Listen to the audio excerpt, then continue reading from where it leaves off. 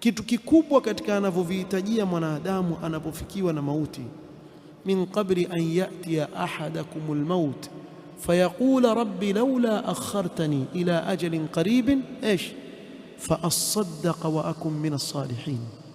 Atamani kutoa sadaka, atamani, mauti yamemfikia, atamani lau kama nitawachwa mimi kidogo nitoe sadaka bwana, niwe katika watu wema, fa asaddaq.